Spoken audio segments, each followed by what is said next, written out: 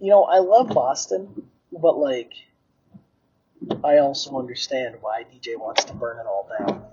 There's something about this city that makes you like, you love it as much as you hate it at the same time. He's got me in some fucking city called Somerville. Last I checked, Somerville was a subpar limbo wannabe. But nope, they got a giant shell sign. People running shirtless through the rain. It's torrential downpouring. And, like, there is a nor'easter going on. And this dick had me drive out to Boston to fucking see a monkey fight a lizard. Well, here's hoping that that this is worth it. Here's hoping this movie kicks ass, because Jesus Christ, I never want to come back here again. Love you, DJ. Let's get to the show.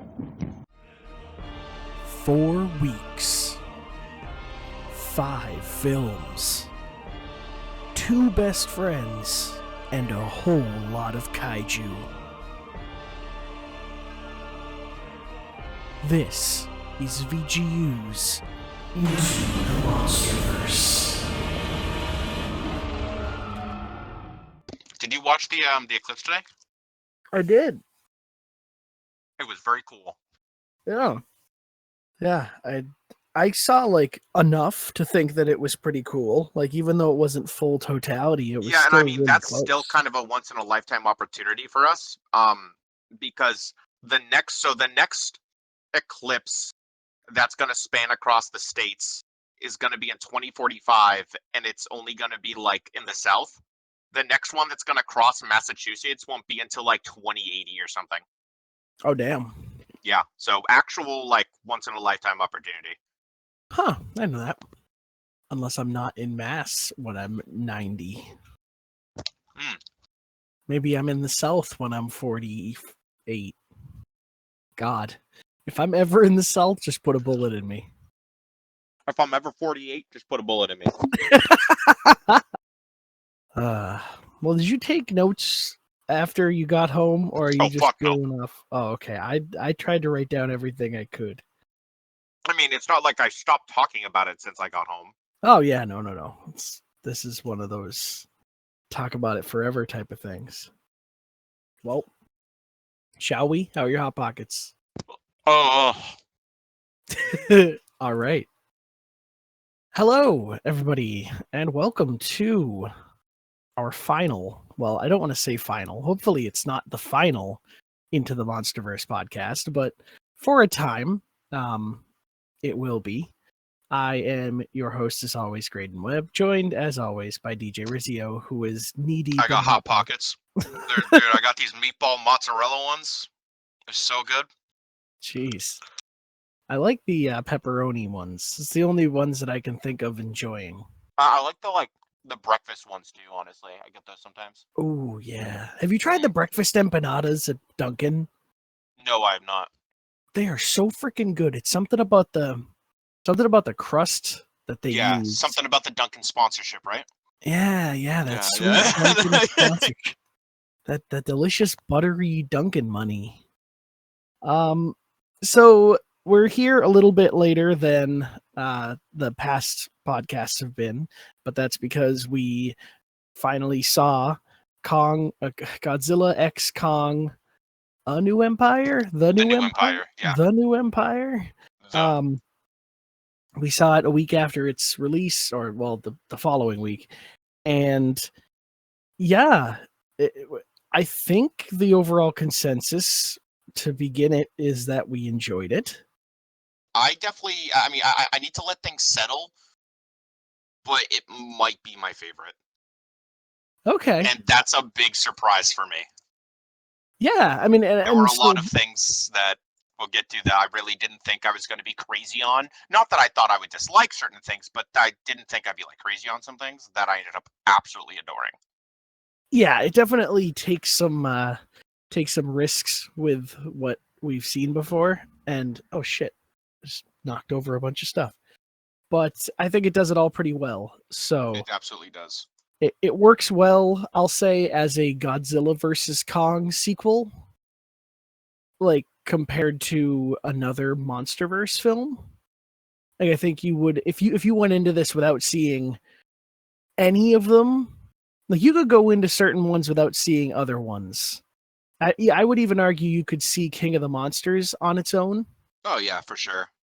But if you went into this without seeing Godzilla versus Kong, You'd probably be pretty confused, actually. Yeah, given that if you can really put all of that to the side and you just go there for fights, you don't care about context, you don't care about why the hell any of it is happening, then like you're totally fine. You can still do that, but to really enjoy it and appreciate it, you should at least see Godzilla versus Kong.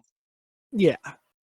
And I think actually this one, while it does have a parallel human story, this one might have the most monsters on screen content. No? Oh! I thought you were gonna say like at once. On screen content, yeah, I believe so. Yeah, because King of I the believe it has Monsters. the most, and I was surprised that it's Godzilla x Kong. It should probably be Kong x Godzilla. And Yeah. I'm amazed to say that I'm totally okay with that. Because I mean, you know, I was absolutely making fun of Kong before, and I actually loved him in this movie. I thought he was a lot of fun, and I also like that basically his entire like reason for being there is just for him to yell, "They jump in me! They jump in me!" And that's how the movie opens. It's just him getting jumped, and this happens a lot to Kong, and it's really entertaining to see him pull through. Because on top of that, Kong is very different looking in this movie. He is bigger than ever, and he looks older and wearier than ever. And he has almost that like spec up soldier back to do one last mission. Like that's the vibe I got from him. He's got grizzled veteran vibe. Yeah, he's a grizzled war vet. Like that's the vibe I got from it. I loved it actually. Like at the moment I saw him, I was like, no, wait, like you didn't even think it was Kong. Yeah, no. Holy shit, look at Kong. You're like, no, that's not Kong. Like, no, yeah. That's Kong, dude. Yeah, I mean, you look at him, he's like, I thought it was crazy when I went back and watched Kong Skull Island in this series, and I was like, wow, this is him as a young, you know, he was very young in that. And now we have him as this big, I mean, in terms of scale, it's hard to really tell how much bigger he got. Yeah, but especially since he walks across the skeleton of another Titan that's literally 100 times bigger than he is. Yeah, that thing was fucking huge. Yeah. That was enormous. One thing with Kong being older and different is that you can actually see this in the other great apes. Is that like excluding the Scar King because he's very different, he's more orangutan based. The younger ones are always more like reddish looking if you look at them. They have more of that red fur that like he had when he was younger, and then all the older ones are more gray like he is now. Yeah. So they actually kind of kept that continuity with the other great apes, which is really cool. Yeah, what I thought was interesting about the ape design in this, like some of them looked very like human-like. There was one of them that was kind of like the Scar King's henchman, and he kind of looked like, not Neanderthal, I don't think is the word, but that like right before that, where it's more just monkey person. And when I first saw him, I thought, oh, are they further along in like an evolution? For anyone wondering, I just tagged Graydon with the Wikipedia article for evolution. Why did you do that? Because you're like, they're kind of like almost human looking. Like, well, no, I mean, I didn't know if that was supposed to be like, hey, their Hollow Earth has like furthered toward evolution from these apes, or if they're just gonna perpetually be apes. But like then you see the little baby one and he looks different. I think he's younger than ugly. He is ugly. I hate that. No, the entire time when I was sitting there next to him, I'm like, dude, that motherfucker is so. It wasn't even me who said it first. I was thinking, and then Kyle out loud goes, "That motherfucker is so ugly." And I'm like, "That's what I'm saying. That motherfucker is so ugly." He said it out loud next to me, and I'm like, "Thank you." At one point, I heard you go, "He looks like a Sicilian." Yeah, it sounds like something I'd say. But he didn't look like Kong did in Skull Island. So, like, my point is, I think he was No. a lot younger I mean, it and also even looks like there shorter. were like subdivisions of the apes in general. Yeah, Yeah, yeah, so like, I'm actually willing to bet that I say that, that he kind of reminds me of like an even younger Kong, but it's also possible that he's more closer to Scar King because you notice that Scar King has a literal like sex slave harem, mm-hmm. which was like a crazy fucking thing to see in this movie. I was like, Jesus Christ, is that what we're doing? And just like regular slaves too. Like he's just got a whole that ass, too. No, whole and work camp. and like honestly, Scar King was the big surprise for this movie. I think. I mean, obviously there's Shimo, which we'll get to, but I wasn't crazy on Scar King when I first saw him. I was like, oh, no, it's neat enough. I get, they need a new monster. Like, he's not bad. And then I saw him like fight, and he fights like a maniac. Like he's like doing like front flips and cartwheels. Yeah, it's And like it's Yoda. so cool. Yeah, it's so cool to like watch him fight. And I'm like, damn, I actually loved him. And it's crazy how they keep adding these new monsters that are totally original, aren't in like the Toho films or anything.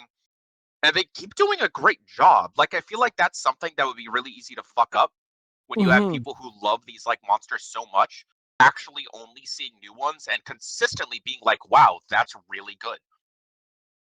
Yeah, And like because they've done an amazing job with that. for all intents and purposes, this doesn't have to be a Godzilla film. Like that, not film, but you're having these characters that are new. They don't have to be related to Godzilla, but somehow they're able to like modernize what Godzilla is. Furthermore, make a whole new series it's and so make new cool as characters. like a new like Showa era Godzilla film, and they're Mm-hmm. really doing good. I really hope we get more. I really hope we get more, especially because the director has said, yeah, I want to do something with Destroya next time. And I'm Did like, he please, really? yeah. If you go to my Twitter, I quoted it. I was like, please God, he was set up in King of the Monsters. Oh my god! And so some people are saying like that'd be a cool way to actually close out the MonsterVerse. I'd rather, if they're gonna close it out, I'd still rather them close out with Biolante. Yeah. Biolante needs to be in another film.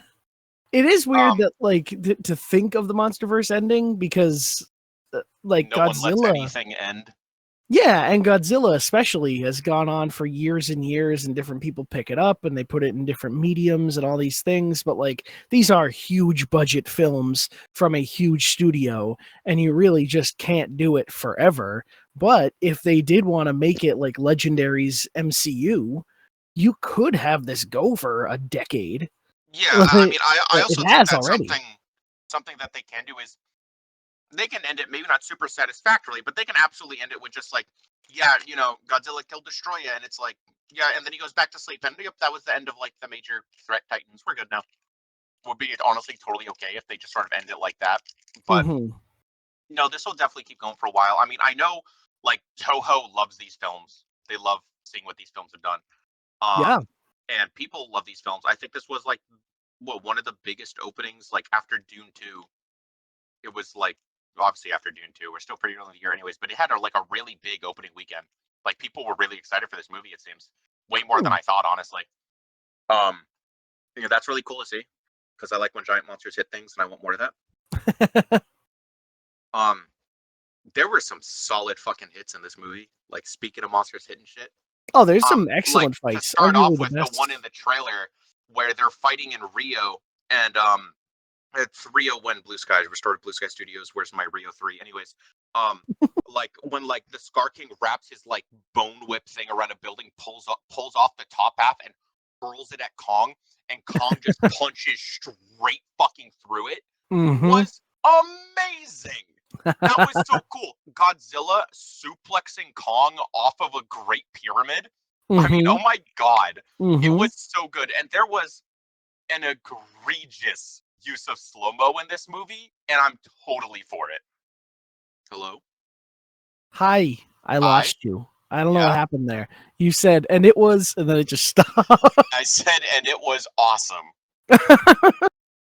Well, it was. It was indeed. That whole Egypt fight was probably my favorite. My favorite part of the Egypt fight was when Godzilla. First of all, Godzilla literally rushes him from like 3,000 like miles away or some shit. Yep, span right of like through a several pyramid. minutes. Like it's crazy. And he rushes him, and Godzilla's like, no, Kong's like, no, we gotta go down here. And fucking Godzilla's like, no, I'm fucking killing you, bro. It was like a cartoon moment. He's It was, like, this movie was even more slapstick, and I fucking loved it. and I love that they can do that without having to like make them talk. It's just like, nope, they show nope, it's so just a much big. expression without like talking, and Godzilla has always done that in the other movies as well. Obviously, it's easier with Kong because he has a more human-like face as an ape, but even Godzilla has done that, honestly. Ghidorah too. And that's always been awesome, and they've done such a good job with the monsters. I mean, it's so cool to see Tiamat in motion, which we mentioned. I forget if it was after we talked about King of the Monsters or Godzilla versus Kong, but that was in one of the comics. I think we talked about it like after recording. I think it was King of the Monsters because he didn't make it to Boston. Right, yeah. And so Tiamat was an original one they had made, and was actually in the and was in a comic. So it's really cool to actually see him just go and actually fight Tiamat, which was a brief fight, but also super cool. Yeah, that especially freaking part. as he powered up after, and that's where he became Pink Godzilla. But even before that, the bit where he's underwater and you just see a beam shoot through the sky. It was so cool. Yeah, they just show like the surface of the water. Like he was done. Just like you could hear like the charge up just muffled under the water, and then it just comes out, and then just bits of just like chunks of Tiamat just start floating to the surface. There's blood everywhere. So here's my question. Now I think about it, that was probably the bloodiest scene in the MonsterVerse. Yeah, now that I think about it, and I have seen in Godzilla 2014 when he like atomic breaths down the Muto's throat. If you brighten up that scene is really bloody as well. But the movie's so damn dark you can't see it. No, you would never know. Yeah, but yeah, which is just like now occurring to me. I'm like, damn, that was actually really fucking bloody. So my question for you with that Tiamat thing is like, all of these, so we know that there's 17 confirmed Titans in this MonsterVerse, and then Godzilla kills like 3 of them, or at least in the very beginning of this. Crab one, he kills Tiamat. Is there another that he killed? I think they said he killed another, but we didn't see it. But well, then if you go to like Godzilla versus Kong, they were supposedly killing ones like in the main credits. It was like, oh, he killed this guy, he killed it. Like, how do you like that they are? I mean, you look at old Godzilla movies. I mean, yeah, they also the ones that he's like fighting. I think in the credits, he isn't necessarily killing. He might just be fighting them off and telling them to go the fuck back to sleep. So like they can definitely say that about them. Is that he didn't actually kill those ones? Is something they could definitely say. He didn't always kill in the old days. I don't remember specifically what he fought in that, but if anything, I really doubt it was like, a named monster. I'll bet. Okay. Because since it's just in the credits, or they could just say, yeah, actually, it was something else. It's something that they could do.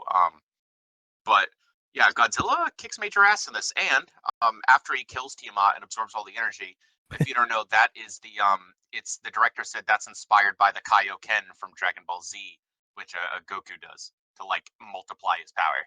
Yes, I did read that somewhere. And I'm like, oh my god, that's so fucking cool. Yeah, because Akira Toriyama, my goat. His influence is literally unmatched. No one has had the influence that he has. It's wild. Like everybody has some kind of like attachment to that story and the way that things are done. And it's even more than just Dragon Ball though. Like like Mario is like based on a Raleigh. Like, did you know that did you know that he basically started the chibi style he basically created? Like, no. Yeah, and now here we are. Like, wow. It's actually incredible. That's crazy.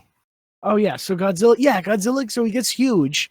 He enlarges his dorsal plates. Yeah, and it says that like his the molecular like density of his scales is higher. Yeah. Like he literally evolves into a different version of himself. I saw someone it was mentioned today as Godzilla X, and I didn't know if that was like really what we were calling him. But it was, he's super cool. And I like how like him becoming pink contrasted Shimu being blue. Because you think of Godzilla in this MonsterVerse as being like bluish, but now he's got this pink glow. And then when they had that fight at the end, that was just awesome. Like you say that making new monsters, like Shimu looks, that's his name, right? Shimu? Yeah, Shimo. It's she, actually. Shimo. Oh, yes, it is a girl. Shimo. Yeah, I loved everything about that Titan. I've said a couple times I felt like that CG looked like the realism of the Godzilla minus one, minus zero, minus one. -1. Where it's like kind of puppet like there's just something hyper realistic about the way that CG looks, and Yeah, it was it is so good. How did they fucking do it, man? Yeah, How did they do it? it's crazy. It's absolutely incredible looking every single time. Like, it's like nothing I've ever seen. And Scar King riding her into battle was awesome. Oh yeah. Because he, like, with the fighting style, he has this thing about, like, he's very lanky. And so he can kind of, like, flip and launch himself. And Right. that worked. I mean, you contrast Scar King in the anti-gravity fight, where he's, like, kind of grabbing things and jumping around. And Godzilla's, like, floundering with his little arm. Yeah, that was really amusing. I loved the way that they, like, moved in that. That was really cool. It's just, all these fights are really good. Remember when Kong tried to ride Godzilla for a moment? Yeah, that was really entertaining. And the only reason it stopped was because of the anti-gravity. Yeah. Yeah, he was like, he kind of used him to like launch off of him. It was awesome. Such cool shit.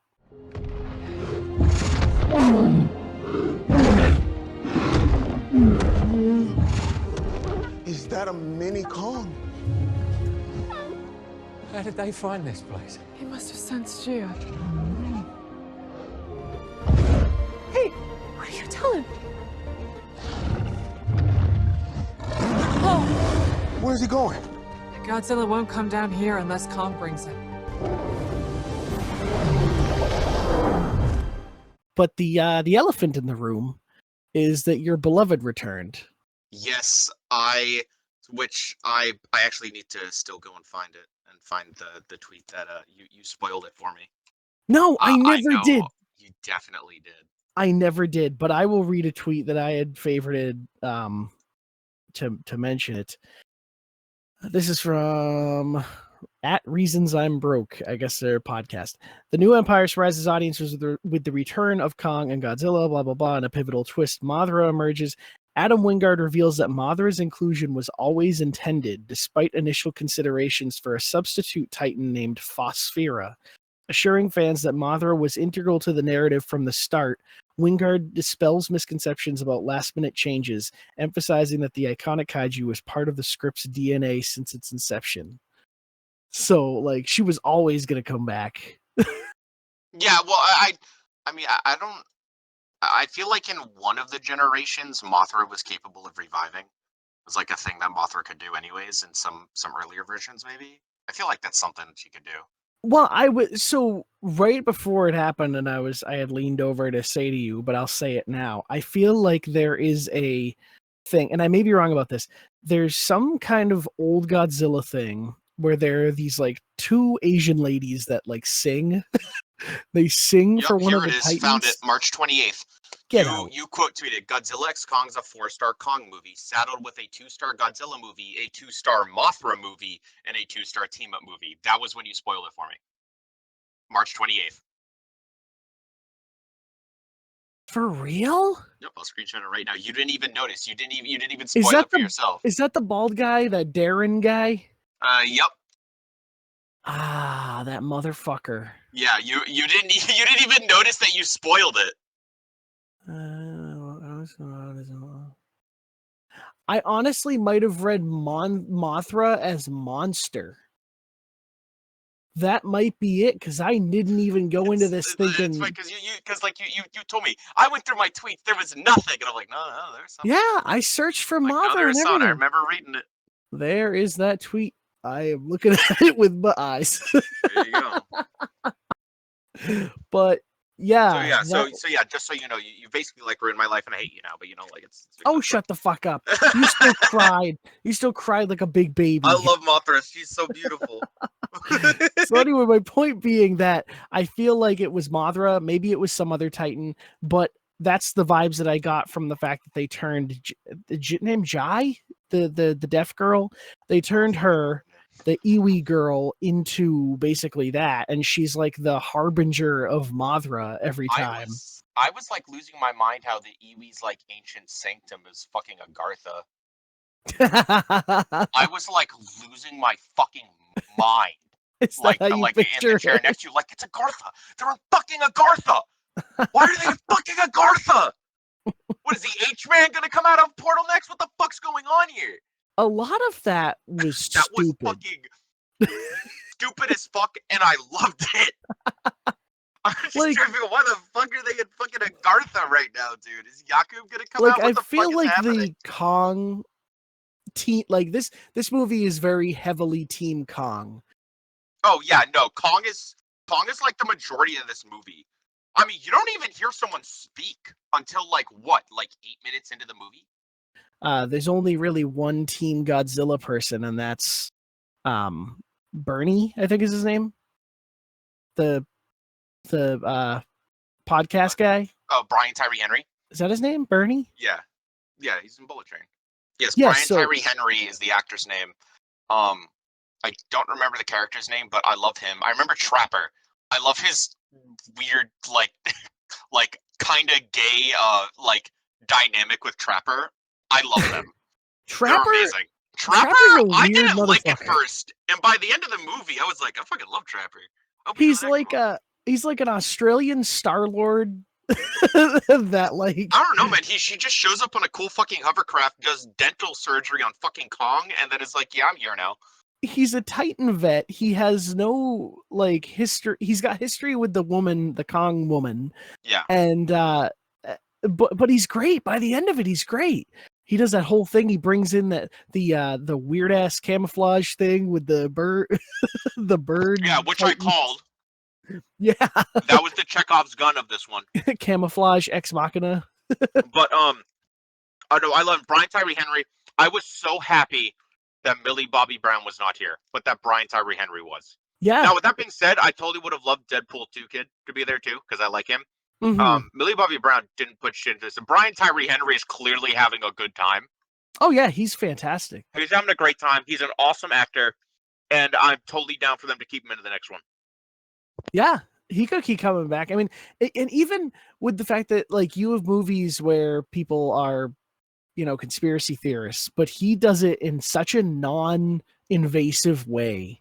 Like the bit he has like the line about his Discord server, and And Like- honestly, the couple of minor ways where it was like, really, this is what we're doing. That was in the last movie. They don't do like the fluoride in the water and shit. yeah, Which That is was like, really, all- we're gonna do this. It doesn't really the happen in bleach this thing. movie, and it's just he's there for the monsters. that was all Millie Bobby Brown. Yeah, honestly. So someone said that he mentions that yeah, there's this asshole named Ghidorah Stan 64. I saw someone online say that that's the Deadpool 2 Kid. Because he couldn't stand Brian Tyree Henry's character in the last movie. That's awesome. Fucking tap water. Yeah. I have seen some things of people saying that it's like it's again bogged down by a human story. I enjoyed them, honestly. Yeah, it really wasn't that terrible. I mean, you compare this stuff, which is very fantasy-like, to and science fiction-y, to the first two. Not to bring him up in any bad light, but when Serizawa was around, it was very like militaristic. So this is it actually going was to go into something I wanted to say was that Serizawa was awesome, right? Mhm. Almost all of the people in the last movies were serious until like Godzilla versus Kong, when none of the humans were serious. Right. Mhm. But now it's literally just the Kong lady. She's serious just because for the sake of exposition, and then everyone else is goofy and having fun, and it perfectly matches like the rest of the tone. Mhm. And like before, it was like, yeah, you had pretty much, in like 2014, and whatnot, like you had everyone was like serious, but you had Serizawa, who was, because my boy Ken Watanabe is so fucking awesome that he can just carry all that anyways. What I wouldn't give to hear him and Brian Tyree Henry's character like speak to each other. Oh, what That if would he be was like a so force whatever. ghost? Let's not do that. Let's not do that. I The will monsters bring are up. the supernatural part. I will bring up this thing because I mentioned Sarazawa. So I saw this tweet exchange from someone. Let's see. They were like, Godzilla. So Godzilla's the only one allowed to eat, and he owns every single part of the planet, no questions asked. He can evict anyone at any time. Godzilla sucks, man. He's Scar King for the surface. And then Yes, I saw that. And then someone wrote, as of recently, the biggest conclusion that I've come to about MonsterVerse Godzilla is that Sarazawa was fucking insane and wrong about Godzilla being the key to coexistence. Godzilla is a big fat asshole, and every Titan in the Hollow Earth has every right to hate him. And then somebody was like, I realized something. Godzilla only really started to be an asshole after Mothra died. Yeah, his wife died. Bro was Yeah, so I'd be angry all the distraught time too. that his wife died that he literally changed as a person. He only worked with Kong when he saw Mothra was still alive. Yeah. It's like Mothra, yeah, he misses his wife, bro. I love that we could just make that the canon. Like that's what it is. It's 100% believable. I believe that. I literally have no reason to doubt that at all. I mean, we've talked about it many times with this whole series, but like Godzilla is a lot harder to work with than Kong is. He does what he wants. He doesn't really care about messing up, your city or killing people, but he's going to protect you and he's going to keep the balance, and that's what he's got to do. And it's like, yeah, it is weird that he's like the chosen one and he gets to rule the place and sleep in the Coliseum like a little cat. But but like that's just how it is, I guess. He's the alpha. And I mean, especially with this movie, you learn Yeah, the it's whole also thing. worth noting, remember, that you're looking at it from a human perspective. Mm-hmm. He is not defending the humans. He is Right. defending the balance of overall nature. Of nature. He doesn't right. actually care about the humans. Kong cares about the humans. And Right. that is stated. That is stated that Godzilla is the defender of nature and the apes are the defenders of humanity. And that clash of defending nature but not necessarily humans is like one of the reasons that the apes and Kong fought to begin with. Right. Right. And that's the whole thing with this film is that in the grand scheme of things, like Godzilla is a good guy. From the human perspective, no, probably not. But it's explicitly stated that he's not the hero of humanity. And it is kind of, when you think about it, like an allegory for war at the end of it all. It's just like, shit that needs to get done with in the face of what it will do for like humanity. Like there's something there. There's a commentary to be had. Yeah, there's commentary of like when Godzilla goes and like fucks up Tiamat and then takes all the energies like America being like, we need to go into the Middle East for oil. You don't understand. Yeah, and then we go into Saudi Arabia I was kidding. Everybody dies, and then we emerge like Goku from a ice prison. From the hyperbolic time chamber. So what's Mothra's whole thing? She's just a protector of everyone? Yeah, like life itself. Okay, because I learned today that Toho has a clause where Mothra cannot kill. That would make sense, yeah. And that tracks. Yeah. Again, you'll notice she still does not kill nope. in this movie. Remember when she grabs the ship and she's like, "Wah!" Yeah, it was awesome. Dude, Mothra was so cool in this. And Mothra had like a few close-ups too. Like they really wanted you to look at Mothra in this one. Yeah, and she's gold in this one. She's not blue. She's got this like angelic gold. I saw someone say that they don't like they put up all these hues a lot in these films where it's like, oh, like in Antarctica, like that fight in King of the Monsters between Ghidorah and Godzilla, everything is very blue. Yes. And then like you have like the yellow piss filter over like Mexico with Radon. And some people don't like that. They're like, why are they putting these filters over everything? I'm like, I don't know. I kind of like it though. Yeah, I mean, you look like, at a movie. I like this, even if it doesn't necessarily match thematically. I kind of like all this like coloring that goes into it. You didn't really see much of that in this one, except coming straight from the monsters themselves for the most part. Mm-hmm. But I personally kind of like it as a whole. Cairo was pretty yellowish. Well, it was kind of That's just more true. like I feel like the sand. Cairo looked very sunny. Yeah. I'm not gonna complain about that because we have so many films these days. Like every fucking, I don't know, Disney ass film that comes out looks saturated and bad or undersaturated. It just looks dark. Everything looks so dark. Yeah. And like any movie that's gonna have some kind of color. I mean, we've talked about how this whole MonsterVerse has been very well animated, it just looks like there was a lot of thought put into it. Not so much sound design. It still fucking sucks here. It still sucks. I thought it was a lot better. I didn't really have any issues with it. I thought it was fine.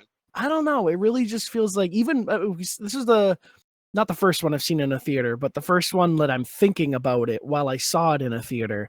And I was like, when I'm watching it at home, it will be one of those turn down when the monsters come up, turn up when the people talk. Like it's just this back and forth, up and down of volume. Yeah, and from what I understand, I think there's been issues with the home releases of these. Yeah, you there? Oh, hi, Hello? there you are. Yeah, there we go. What we talking about?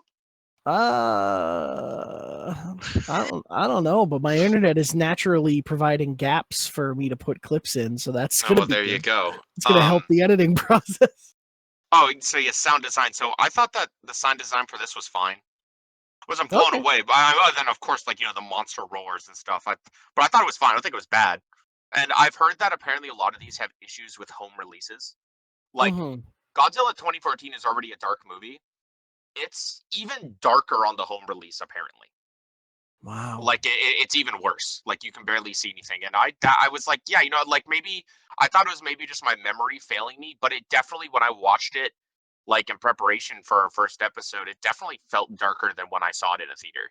Yeah, it's that movie. So is like hard. watching this at home and stuff, I wonder if it's an issue with the home release that just keeps happening for some reason. I mean, you did say, what if it's a setting on everyone's TV that was like game mode or whatever kind of thing for like visuals, but with sound. Yeah, it'd be funny. I did I wanted to mention Scar King's roar is awesome. Like he's got this guttural. A lot of stuff about him is just cool. The rule of cool. Yeah, and I didn't think I'd like him, but I did, and I even more so loved Shimo, who is such a cool addition. So I read, I don't know if this is true, but someone said that Shimo caused the Ice Age, so it's entirely possible. They say in the movie that Shimo caused the Ice Age, and someone said that she therefore was the one who froze Ghidorah. Yes, which you would mention which that. would track, that would make sense, and I thought that was really cool. Do we think that stopped Ghidorah from being fucking shit up when he first came to Earth? Yeah. Okay. I wouldn't be surprised. Which really shows you just how fucked up everything was back then. Because think about it, you have Godzilla who is at war on multiple fronts. Godzilla is already trying to maintain balance and fight all the other Titans. He's fighting Ghidorah, who just fucking showed up. He has to deal with Shimo creating an ice age, as well as a bunch of great apes trying to murk him. Yeah. So, oh my god, Godzilla was going through some shit back in the day. Presumably, he had Mothra with him, right? Yes, yeah, presumably. She was always there, but she can't kill, so what can she really do? She can help him and give him radiation and save people. She can die for him. And she can, yes. Yeah. That's not even a joke. That's what she does. She'll die for him to make him angry. Big thing is she dies for Godzilla. That's 90% of what she's supposed to do. Yeah. But so Shimo is such a cool addition, and again, they keep nailing these new monsters. Shimo is so cool, such a cool design, and I would love to see a bit more Shimo again. Shimo's a little cutie. Yeah, Shimo's adorable. A bit more I don't know, almost chameleon-like, I guess. Yeah, little, still goes off of that the lizard look. Yeah. Kind of axolotl. She looked a bit like an axolotl. Yes, axolotl. Yes. No, I agree. That's definitely a better way to put it. Yes. Because she had those little spikes around the face. Yep. Yeah, her design was honestly adorable. And again, I hope we see more of her. If we get any more, so obviously we'll be seeing even more Mothra, more Godzilla, and God Destroya. I hope Destroya. Apparently, he said also he'd be interested in doing something for Baby Godzilla, who is Ooh. one ugly motherfucker. He looks like a Sicilian. Yeah, might even be Um, Romanian for all I know. I would like to see more Shimo. What the fuck? Shimo. In Shimo, in regards to the crystal. Like, I want to know why. Yeah, I didn't really know what was up with that crystal exactly. Why she can be like controlled? Does that mean Godzilla can be controlled? Are they Yeah, I similar? didn't know what was up with that. Like, I thought that was that wasn't really like explained at all. I wonder if there was No. some. I wouldn't be surprised if like that was in they pulled like uh a Rise of Skywalker thing where they're like, yeah, you had to see that in Call of Duty. Sorry, and, you had to see Palpatine's speech in Fortnite. I mean, they could do they could do more with the Monarch show. Presumably, I've still not seen that, but if they bring it back, they could explore more. They could do stuff. I mean, there's comics, like we've talked about this. There's a bunch of expanded universe stuff that they have planned or they're in the middle of doing. And because I don't know if I even mentioned it, but in Godzilla versus Kong, that main guy, the Skarsgård dude, Yeah. his brother went on some expedition and failed, and that's what made him like want to do what happens in that movie. That expedition happens in a comic book. Oh, Like, interesting. so his brother's story is like out there and you can read it if you care about more MonsterVerse stuff. But it's just crazy how much they're really like they put a lot of thought into this shit. And it's just so wild when I look back and I think like, how the hell was Kong Skull Island connected to Godzilla? It's like, no, it was always connected. Like everything was planned. But I have seen a lot of people talking online about like this is a Kong movie. Godzilla deserves his own Kong movie. Because I mean, if you look at it, Godzilla It is 2014, it's 100% a Kong movie for sure. yeah, and Godzilla deserves to have some more like, just get now that we've seen him, give him more screen time, give him some shit, do like a back in the day him and Mothra type of movie, or I don't know. Someone mentioned is it Angular, the ankylosaurus looking dude. Yeah, I don't really know much about that one. They were like, he should show up. They're like buddies. Because I know there are some Godzilla guys that he's like friendly with. Yeah, and they like team up sometime and whatnot. They should do Space Yeah. Godzilla. That's what they should do. They should. Isn't Destroya the one with like crystals? Destroya is more. Destroya is something. I don't really know how to describe it. Destroya is like I'll post you an image of Destroya. Destroya has sort of he sort of has these. They're not really crystals. They're almost more tooth-like appendages that like come out of him, like these spikes. Oh. And has that like weird mouth at his center. Destroya is really awesome. fucked up looking, and I really like his design. He's really scary. Yeah, no, Destroya is crazy. I mean, Destroya is pretty scary looking. I definitely think Violente far and away takes the cake for scariest of the month in like Godzilla movies. I feel like Violente Unless if could you want to be- count Baby Kong. Baby Kong's really scary looking. I hate that motherfucker. But he gets his shit wrecked when Kong hits everybody. Oh with... God, I love what he just fucking Kong uses him as a weapon and then like fucking 300 kicks another ape and just hurls Baby Kong at him. Which, by the way, Baby Kong's name is Suko. If you didn't know, they don't say it in the movie, but he has a name. Yeah, because there's like a novelization that gives all this information that we don't ever see. And that's I think like one of they the like the things. novelization always says that like it also says like Godzilla sleeps in Rome because it reminds him of Atlantis. Oh my god, that makes you want to cry. That's the Yeah. cutest thing in the world. Yeah. There was another thing about Mechagodzilla being at some Monarch facility, which is like, Was what? that in Monarch? No, that was in the novelization. Oh. Someone tweeted like a bulleted list of novelization facts, and it says Mechagodzilla remains at Monarch facilities. That's what I'm reading.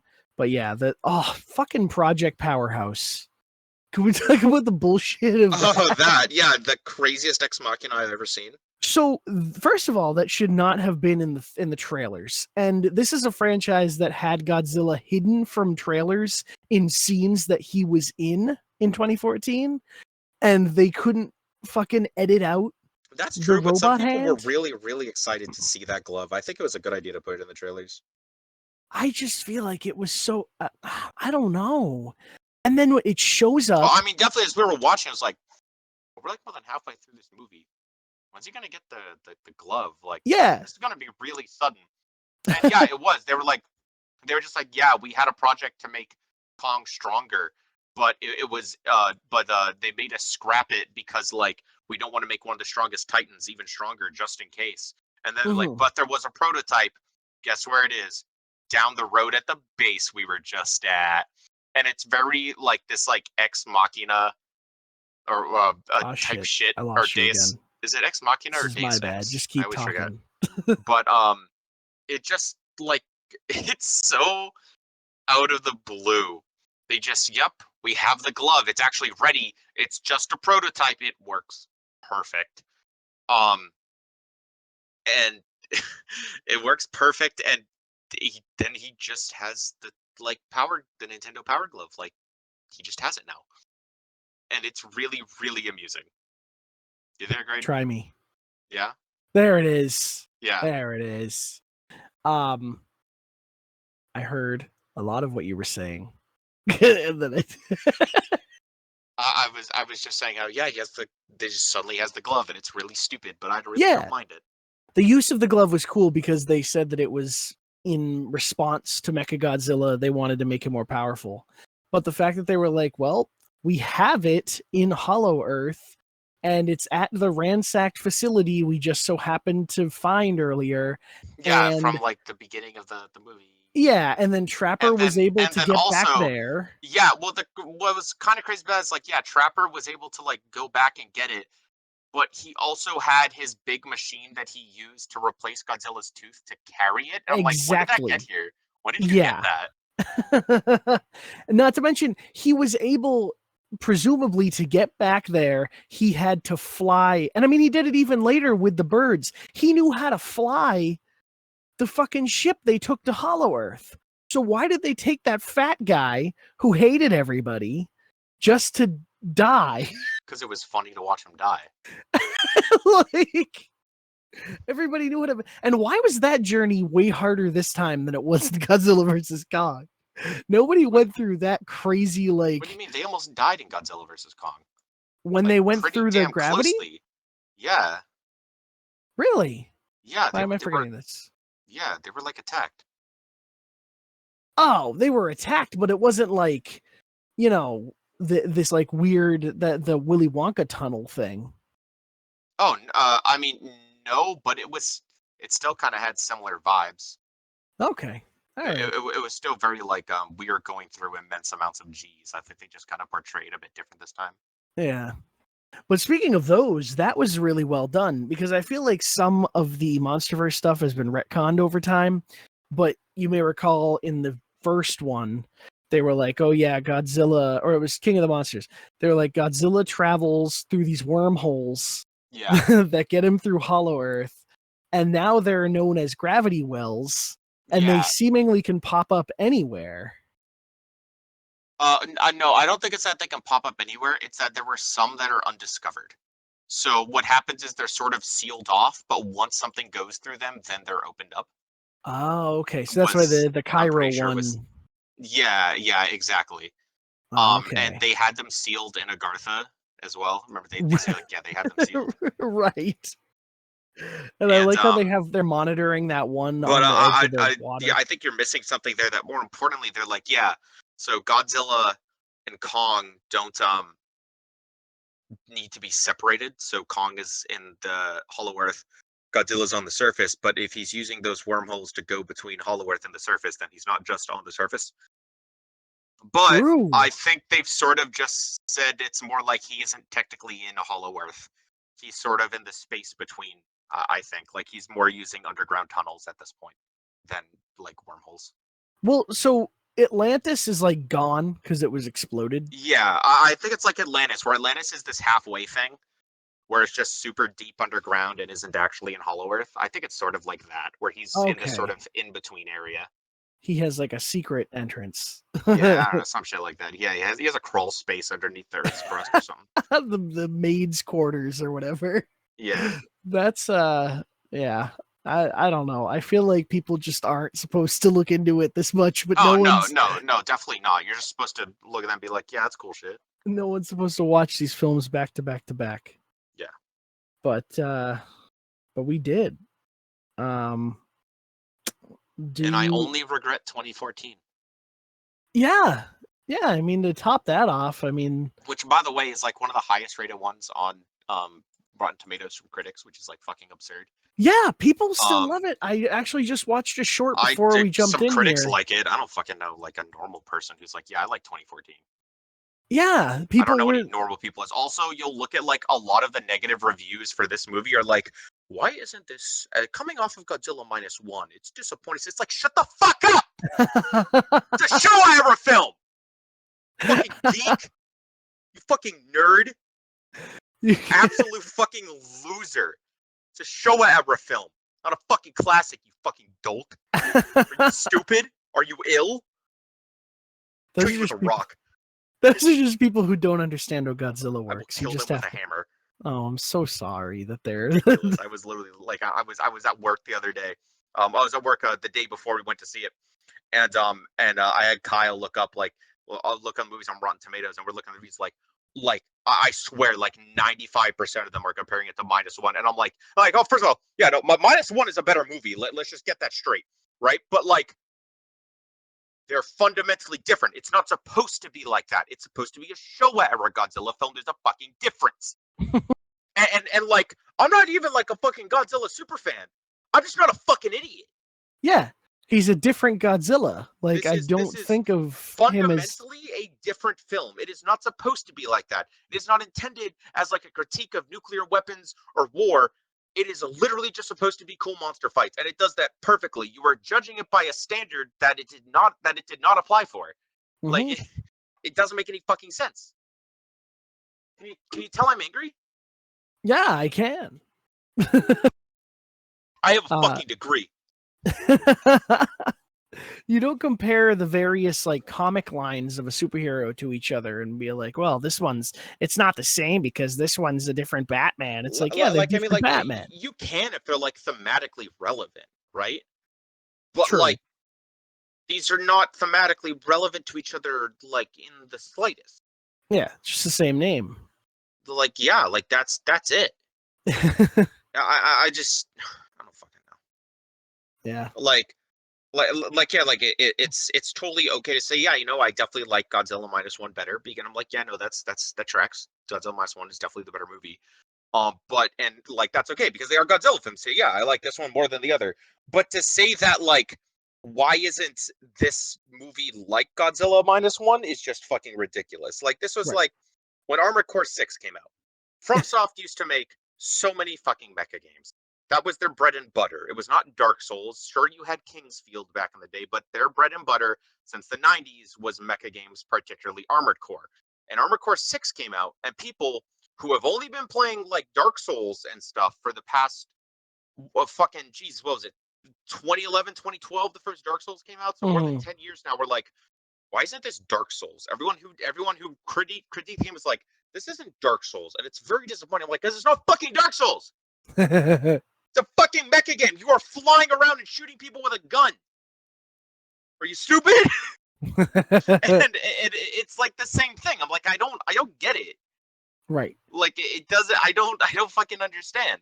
This Mario game doesn't feel like Zelda. That's what, right? Like, that's that's exactly how it is, though. It doesn't make any fucking sense. Like, I'm playing Gran Turismo right now, but why can't I get out of my car and go like trek through a dungeon? Like, what's up with that? It's like, I don't know, maybe because you're playing Gran Turismo, you fucking moron.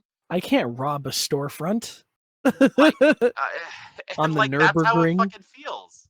Like, reading that, it's like, what are you waffling about, bro? You absolute yapster. don't make no sense. What? Fucking, Oh my god. I went to fucking Yapville and everyone knew you. You're the mayor of Yaptown. Mayor of Yaptown. Posted up at the fucking Yap Temple. The Titans were the guardians of nature, and the great apes became the protectors of humanity. The last time those two met up was almost the end of Kong. They don't have to like each other. They just have to work together. Now I have seen everything. Well, I can't say that any better than you just threw it down. No, I recommend this franchise to people who just like that rule of cool shit. It's definitely a good time. None of them are really skippable. I still think 2014's Godzilla is like an interesting little like horror movie kind of. Yeah, I mean, 2014 definitely has some interesting parts, and like, you know, it's worth giving like the go around like once. One of Bryan Cranston's best performances. It's got the Mutos are awesome. The fights when they're there are really cool. He does the fucking tail whip again in this one. Yes. Oh god, why can't he do that more? I just want to see Godzilla do more cool things with his body. Yeah. Like he's a big fucking lizard and I want to see him do cool shit, but all he does is beam things and I just want him to rip things apart and punch them. Oh god, I love him. I just love him. Oh yeah. But this has made me love Godzilla and even Kong, who now Yeah, in no, the... I'm like I joked about like, oh, Kong the fraud, not just because they were fighting each other, right? But like I really did love Kong in this. Yeah. He was awesome. And now, according to the wiki, he is King Kong. They say yeah, that. I guess that makes sense because he is officially king now. Mm-hmm. So when I was saying he was King Fraud before, he wasn't. He was just fraud. He was just fraud. Yeah. Yeah. Skull Island reign of fraud. Yeah. Did you? I have more notes, but we talked about it so good. It's a great time. It was a good film.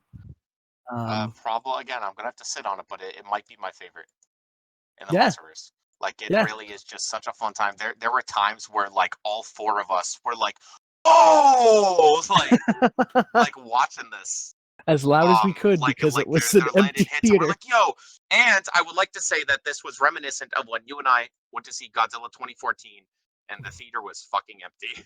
Yep. There was some dude ended... with his son there, and that was it. There were a total of 6 of us. You, me, Kyle, Gilmar, and some dude and his kid, and that was fucking it. It was awesome. It ended as it began. Or like we were all talking as we watched the movie, just having a good time. It was really good. Yeah. I had such a good time with this movie. It was so much fun, even if the weather sucked afterwards. And dude, I got home out of Boston was a pain in the ass. It was awesome. I got so fucking lost in the hail. Yeah, well, I got on the red line. We transferred from Downtown Crossing onto the red line to go to South Station to stay out of the rain. And when we got off the red line at South Station, it literally dropped like 30 degrees. Like suddenly we could see our breath and the stop before we couldn't. Yeah, like I was had like near crazy. Frostbite. And then I realized I had missed my train because I read the time wrong like an idiot. And then I take the train all the way back to Attleboro with Gilmar, and he drives me fucking half an hour back home. And like I literally ended up getting home at like almost 1 a.m. God. on a Wednesday, well, Thursday technically. So yeah, I was pretty damn tired, but damn was the movie awesome. I got that limited edition popcorn bucket. Yeah, I will. Which is the first time I've ever done that because I saw, oh hey, they have that. That'd be funny if I got it, and it was literally like it held like 2 like XL jumbo popcorn buckets. That thing was fucking insane. It was massive. You got the Scar King cup. Gilmar got the Godzilla cup, and he still has the Godzilla on his desk at work. I'm so jealous. I should have got that fucking Godzilla. I have my Scar King. He's somewhere here, but I will. I'll include that picture in the video podcast when that goes up because it's too funny. That fucking. Oh, what I hope you display that. Movie arcade lady. That too, but I hope you display that popcorn bucket proudly. Oh yeah, I have it on my shelf upstairs. Oh, it's awesome. Yeah, and don't forget to salute the troops. Movie arcade and what's her name? The one Movie after where arcade. she's like, movie theaters bring us together. I always Yeah, forget. Nicole Kidman. You were saluting her. Yes, I think I saluted both of them. Because I support our troops, our AMC troops, the AMC Corps. Yeah. You're a proud member. Yeah. But not an AMC Stubbs member. No, I'm not. So I guess it's really stolen valor, but And What? I love Movie Arcade so much, man. I love it. Well, you know Every what time I go into a theater, I literally grab Kyle and I shake him like, Kyle, it's Movie Arcade! Kyle, can you download the Movie Arcade app? I will never download it. They don't have it. I tried to download it and it doesn't exist anymore. They got rid of that fucking Space Invaders looking thing. I don't see the White Death letting any of us off this train. We need to come up with a plan. I gotta get off this train. But yeah, before we end up leaving, my surprise for you. Oh yeah. And I was gonna segue by saying, you know what I love? I loved Bullet Train. Oh, you watched it! Isn't it amazing? I watched it. The entire fucking bit is that it's a Ryan Reynolds movie, but he couldn't do it, so they have Brad Pitt do it, and that's even the fucking twist at the end. Was that he was sick, so it's genius. Is that like really the history behind it? I mean, I don't know if he was actually sick and just couldn't do it, but that's like the joke. Is that it's a Ryan Reynolds type script, right? But the joke is that Ryan Reynolds' character was out sick, so Brad Pitt does it. Well, honestly, and that's the bit. And Brian Tyree Henry, I think that this movie was like Bullet Train was one of my first exposures to him. I mean, I know him in Godzilla vs. Kong, but I didn't really learn his name until Bullet Train, and he is fucking incredible. Far and away my favorite character in Bullet Train. I love calling people Diesels because of him. No, you don't understand. Him and what's his name, Clementine or whatever, Aaron Taylor Johnson. Their dynamic is exactly me and Kyle. Okay. And that is it's fucking perfect. Like I love their fucking dynamic. It reminds a straight man and you're me of us just so much. It's awesome, dude. It's so funny. That whole movie is incredible, and it has that really weird GoPro on a Fiji bottle scene, which I love. Yeah, it's such a weird. It has Bad Baby in it, who dies several minutes after showing up. Was he the Spanish guy? Yeah, the white suit. Okay, the wolf or whatever.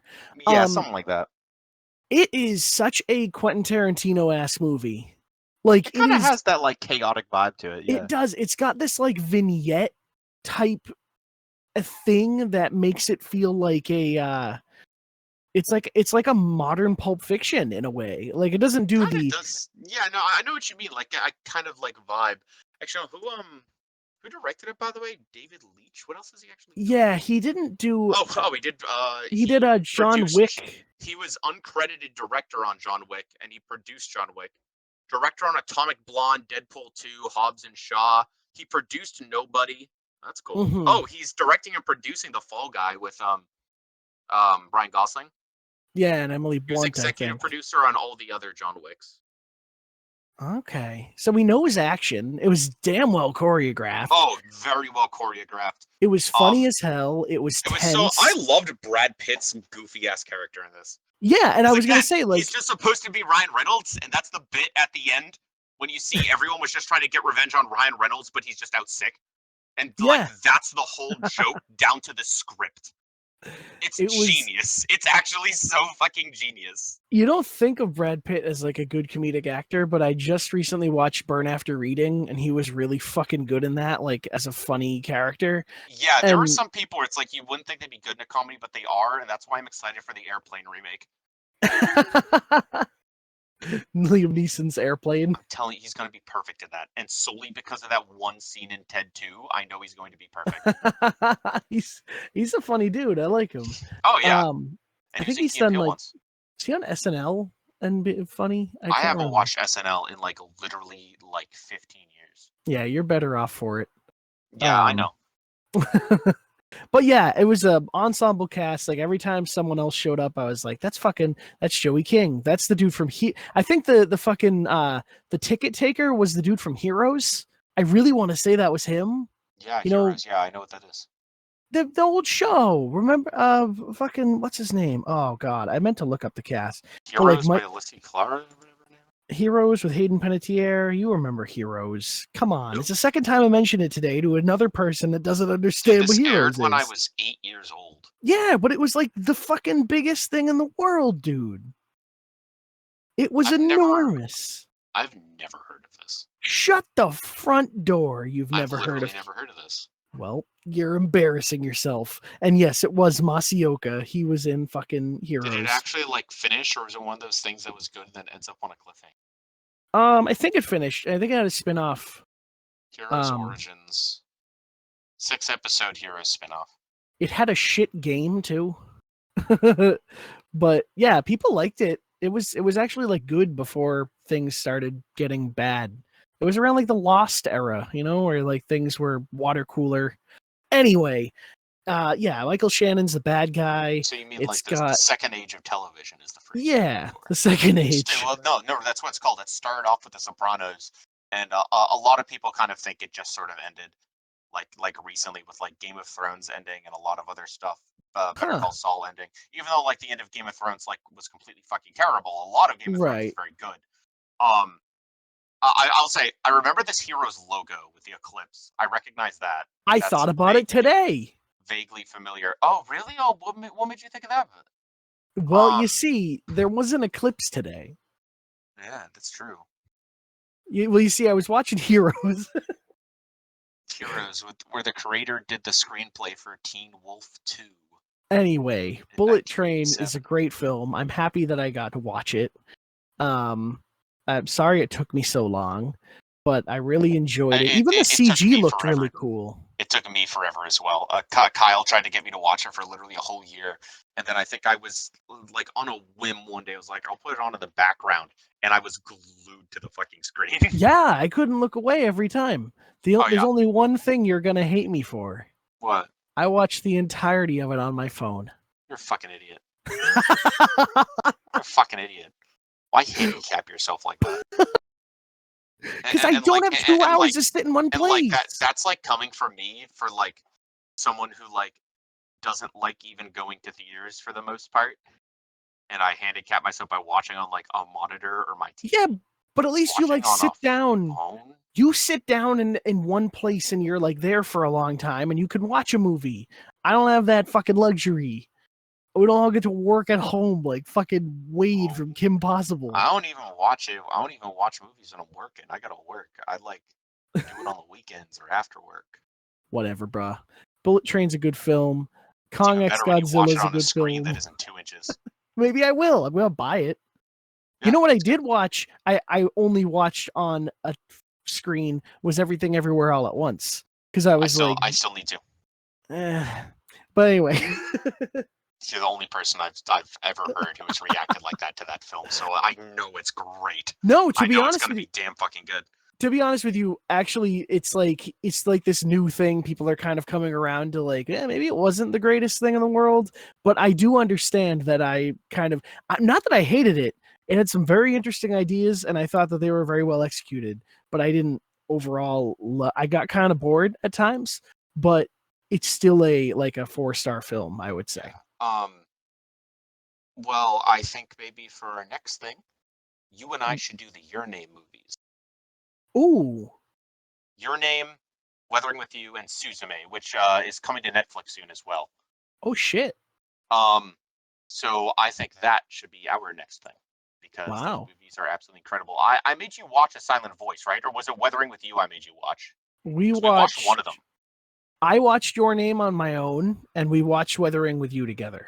Okay, that's what it was.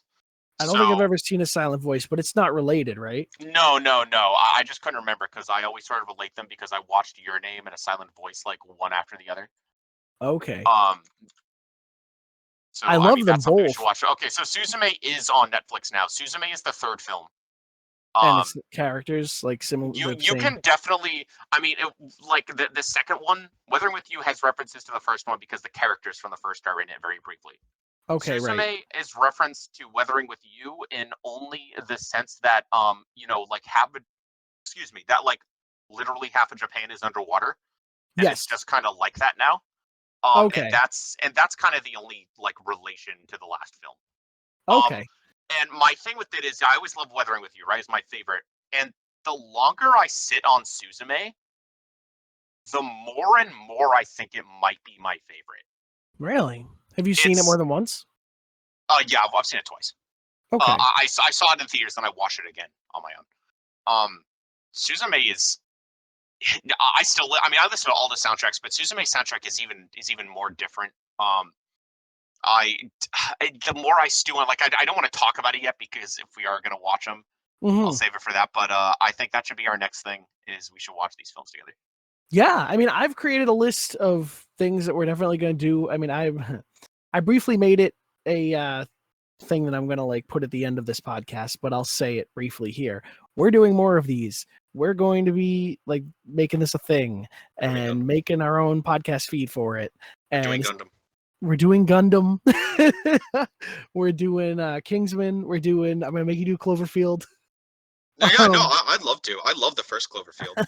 The Cloverfield Paradox is fucking stupid, but we can do anything. That's like I mean, I have plans. I'm excited to just make it either film retrospectives, maybe some game retrospectives sometime. But like, yeah, it's just gonna be mainly a retrospective shooting the shit podcast, and I'm super excited to do it with you and to have people listen. So, but that's a brilliant idea, and I'm down to have that be next. Maybe I will give it a teeny bit of time because I'm hoping. So I'm also bringing back Indie Book Club. That's going to be hopefully starting in a couple of weeks. I can do them simultaneously. It's just I want to personally. I want to make sure our fucking Game of the Year stuff just gets out because I'm currently editing all of that. I want to get all that out, and then I'm fine to juggle 2 podcasts. I just want to be like, all right, clean slate. And then, well, as you said, I sit in one place all day, so I could work around your schedule. Wow. In fact, maybe I'll rewatch all 3 of the movies tomorrow. I didn't mean that in a mean way. Jesus I didn't even mean that as like a sarcastic, retorting way. Like I do. I do sit in the same place all fucking day. Like okay. I was like, I sit at my desk all day. I got everything I need here.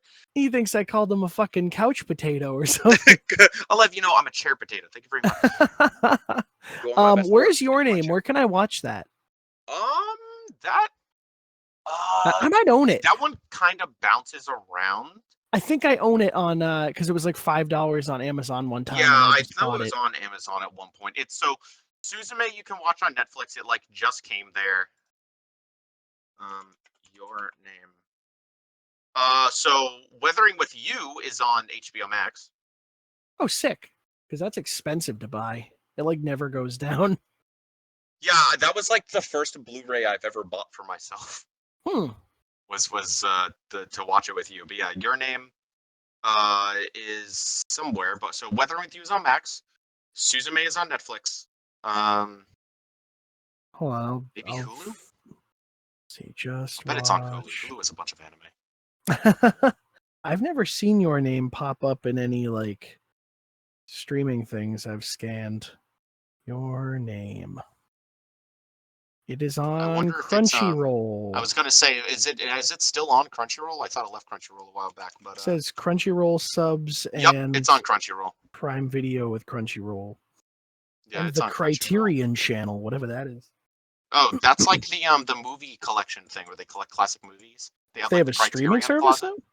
I don't know. The Criterion Closet. But yeah, Your Name is incredible, and I actually haven't watched Your Name in maybe 4 or 5 years. Damn. So I'd actually be down to rewatch. Yeah, because I mean, I watched it like I originally found like a rip of it on YouTube and watched it there, and then literally the week after it came to theaters in America. So then I saw it there. Then I think I showed it to Gilmar like a year later or something. It's damn good. It made me cry. No, Your Name's incredible, and it made me cry with like not even sadness, just emotion. Because at the end, when they're on the stairs, they're like, "Turn the fuck around!" It's awesome. Weathering with You, I cry so hard when they're like falling through the sky together. They finally kiss. I cry so hard, and I didn't actually cry on Suzume. I got emotional, sure, but Suzume is. I think they're all coming of age stories, right? But I think Suzume does that even better, and it feels like way more of an adventure because they go all over Japan. Huh. But it's not really a love story. She has this crush on this college dude, but it's a coming of age story because it's like you have those like crushes as a kid, those like stupid crushes that don't make any sense and aren't going to happen. And I think because of that, it's an even better coming of age story because I don't know, she just feels like way more of a real person. Not that the others don't, but it's like I see that I'm like, yeah, that's definitely something that like just happens to people. So definitely, I think that should be our next thing. Yeah, that'll be our next thing. So I mean, by the time this goes up, anybody who wants to follow along, go and watch Your Name. It's pretty easy to find. I mean, it's probably going to be cheap to buy even, and it's honestly worth the purchase. So just suck it up, suck it up, Buttercup. Buy that shit, and we'll talk about it soon. But yeah, did you have any more notes on Kong, or were you good? Just that Biolante is trending because people really want Biolante in the next movie. That's awesome. Well, they should go for it, because I think that Biolante would work well in like an animated setting. They could do really probably cool. Yeah. I would have to wonder how the CGI is going to go for that. Yeah, because it's just so different. I don't the tentacles and the gore. Yeah, exactly. I don't really know how they do it. That's not for me to figure out. It's for Adam, not Adam Wingard. What's his name? Adam Levine of Maroon 5 fame. Gareth Edwards. Adam Levine. It's for Adam Levine to find out. Yeah. Adam Scott of Parks and Rec fame. Yeah. Adam Levine will see Biolante and go, "Holy fuck! Holy fucking fuck! Your body is insane." You will. He will. He'll say that. It's like, well, you're like some sort of rose. Oh, that's perfect. Well, thank you so much for joining me and coming into the MonsterVerse with me. Yeah, I was so happy to be here. Or beyond it, beyond the Spider-Verse, across it. Beyond the monsters. Go drink Prime Energy! We'll see you next time. Goodbye. Goodbye. Thank you so much for listening. I wanted to put a little message at the end of this recording that I had actually recorded after I got out of the movie, but as I said, it was downpouring, and apparently that made my audio quality really, really terrible, and it was just a mess. So I'm re-recording this after the fact, and yeah, I mean, you just heard our thoughts on Godzilla x Kong, The New Empire. And like DJ said, as soon as he stood up in the theater, he was like, "Guys, that might be my favorite of the MonsterVerse films." And there was something about him saying that made me really happy, because like that's why I wanted to do this. I mean, I wanted to relive these films, and thankfully it lined up in a way that we were able to top it all off with actually going to a new one and talking about a new one. And I wish I could have gotten it out sooner. I apologize for the wait, but I hope it was worth it. So yeah, thank you so much for listening to this series and following along with us. If you haven't shared it around, please do. Please spread the love of the MonsterVerse with those who have either experienced it years ago along with the movies, or they've never seen them at all. Do a movie marathon. Do a podcast marathon. who could be tired of listening to me and DJ talk for like almost 10 hours? But I digress. If you're not tired of listening to us talk, then you're in luck, because as I hinted briefly in this podcast, we are going to be making a new podcast feed. Our new show is going to be called VGU Gaiden, a retrospective podcast. We're going to be primarily film podcast. I might call it a retrospective film podcast, but then we'll do like some game stuff in there at times. But it's mainly going to be me and DJ getting together doing these. And yeah, I mean, I've got a ton of ideas. A lot of them we've thought up through the episodes, so you know about them anyway. He mentioned that our first one coming up is going to be, well, our first one might be a Gundam commentary. I don't know how that's going to work. It might just be a YouTube video, which you should also check out our YouTube channel. Please subscribe, share that around. It's in the description. But yeah, so that might be a video, but we are going to do some Gundam stuff in the future. But for now, we are going to be looking at the Your Name trilogy. So it was Your Name, Weathering with You, and God, I forget the other one. I forget what it is called. He talked about it in the episode. But yes, I'm excited because I actually haven't seen that third one, or I would remember what it was called. And it's going to be a good time. So I'm not entirely sure when those will be up. We are getting out the Game of the Year stuff. We are getting out the, well, I wanted to get all of these out. And I'm also going to start up Indie Book Club again, which will still be in this feed. But if you want to see these commentary things, they will be going to the VGU Gaiden feed.